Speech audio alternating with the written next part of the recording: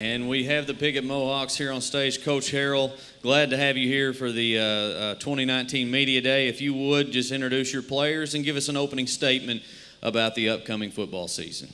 I've got three seniors here with me, three of my captains, senior Drake Featherston, running back, senior Dalton James, defense, offensive line, and senior Alex Stark, offensive and defensive lineman. This fall, we've been looking forward to this group coming up, especially the last couple years. These guys have had their heads beat in every day at practice. We've graduated a couple of really good senior classes back to back, and these guys have stuck through it. They're not the same guys they was when they were freshmen. They've grown up, they've gotten a lot tougher, and they've got a chip on their shoulder. They've been told their whole life that they're not any good and this and that. And this off season, spring, summer, I'm excited. I'm very, very looking forward to this football team and seeing what they can do this fall. Coach, you talk about coming in with high expectations. You return several starters on both sides of the ball. That being said, you guys finished with a solid record last year, but I know you want to build on that. Yeah, we want to build on what we're doing. In the last 50 years, Piggott's only had 9 winning seasons, and 4 of those have come in the last 4 years. So the culture's changed at Piggott, Arkansas. We expect to play for conference championship. They got us picked 6th in the conference this year. That's all right. We'll see. We've got to get reps. I've got a lot of returning. We got a lot of guys come back on offensive, defensive line. That's our strength. We're big up front. We know what we're doing. But we got a lot of question marks in the backfield. We've got the guys that can do it. They just need reps, and we just need to get better every day. If you would first talk about your offense. Offensively, we run a diamond T. Coach Don Campbell, about 4 years ago, took me under his wing, and he had a lot of success at Corning and win with it. The kids have bought in. We're kind of like, we're going to control what we can control, and that's our effort and our attitude in the weight room. We're not always the most athletic team on the field in our conference. We play a lot of good, fast teams, and we've got to control the ball. We've got to control the clock. I want to limit other teams' possessions. We look to put together 12, 13, 14 play drives and milk that clock and finish with the touchdown. So that's offensively what we look for. We feel like we can run the ball at whatever defensive look they give us, whether it be odd front, even front, or they can run a gap 8, whatever they want to run. We feel like we know how to attack it, and so. That's why we've bought into what we do, and the kids have bought into what we do, and it's proven, made a lot of success for us the last 4 years. Coach, sticking on the offensive side of the football, you mentioned you had some question marks in the backfield. Talk to us about that and the uniqueness of the Diamond T, who will play tailback and the 2 halfback spots. Yes, sir. Of course, I graduated an all-state running back. Gunnar Shaw graduated this past spring. We've had 3 all-state ball players the last 2 years that's left us in the backfield. So, we've got guys like Drake. We've got Sky Wright, Michael Parker, Logan Ralph. We've got a lot of guys that's very capable. They've just not got the game reps that, we've been loaded, senior heavy in the backfield the last few years.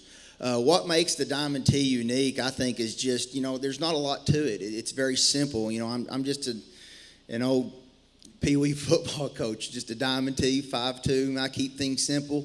The thing with my guys is we rep it so much that it's just embedded in their brain. So they're focused on just playing hard.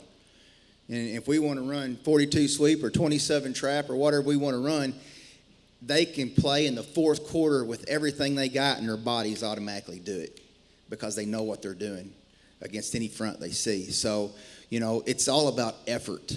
and these guys buying in and believing in what they do with the T. You mentioned Coach Campbell. It brought a smile to my face because his motto was, here's 27 traps, stop it if you can. Pick up the microphone down here with the offensive linemen. While we're on the offensive side of the ball, pass it down to the big boys. Talk to us about the challenges of running that diamond T, because I know there's a lot of pull, cross, and all that with the offensive line, a lot of movement up front. Talk to us about that. Well, we have we had a younger offensive line last year, and that kind of helps with knowing it coming into this year because we've all kind of grown up and we get to play again this year. But I guess the biggest challenge is the teams who run more of a loaded front. But we rep it out so much, and we get to having Coach Campbell and Coach Harrell knowing what they're doing and telling us what to do. There's kind of not a hard part to it, knowing how to do it. No, we attack every front we're going to see this year. We attack it every week, so in practice, and it's kind of a hard question to answer because it's not a hard part to it for us.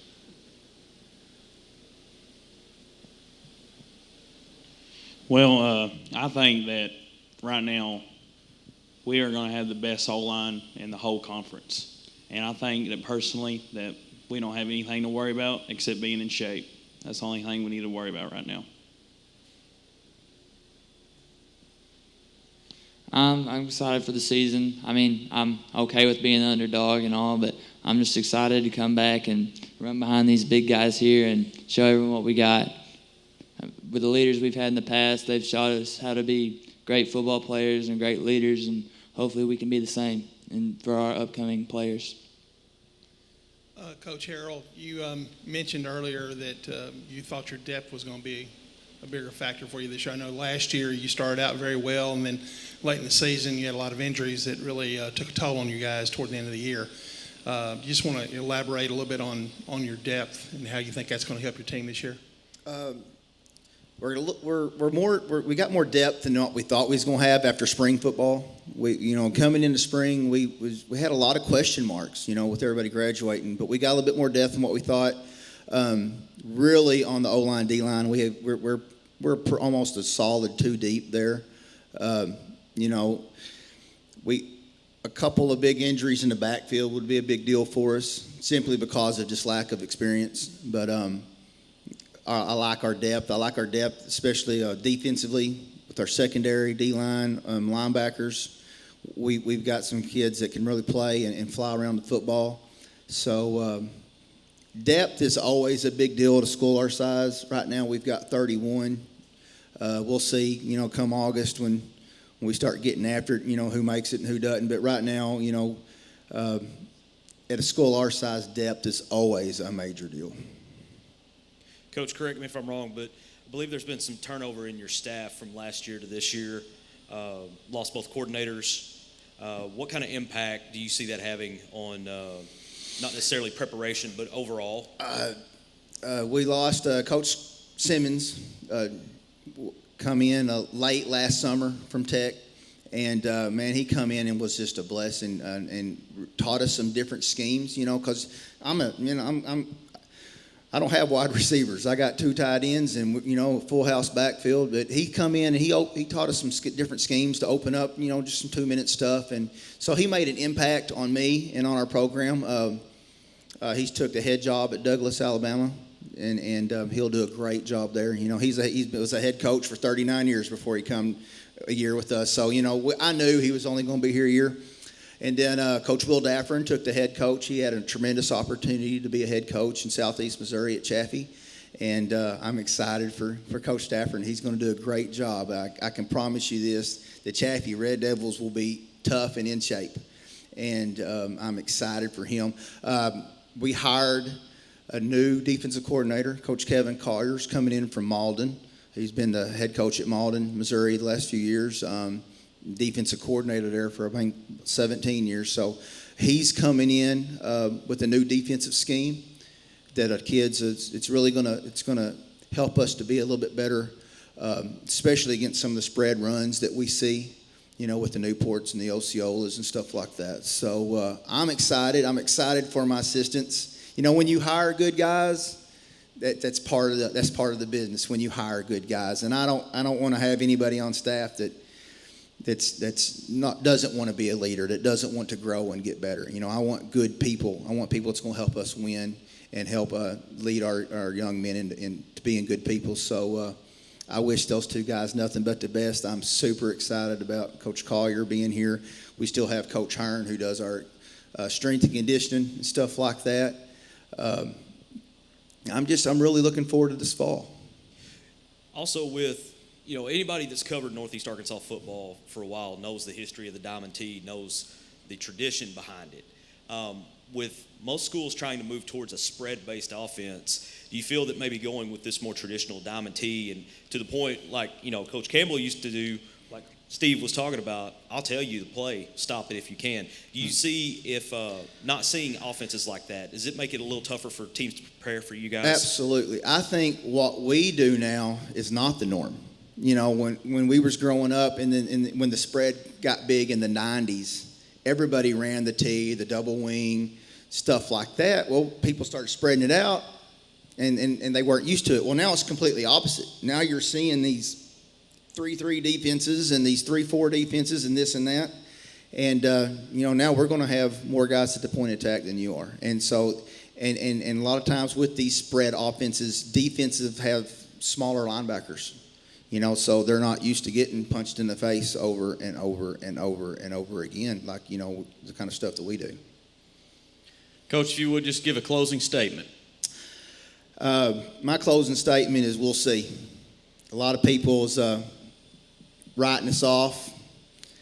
All I can tell you is these ain't the same guys they was 2 years ago when they was freshmen. So we'll see. We got a lot to prove, and we've got a little chip on our shoulder.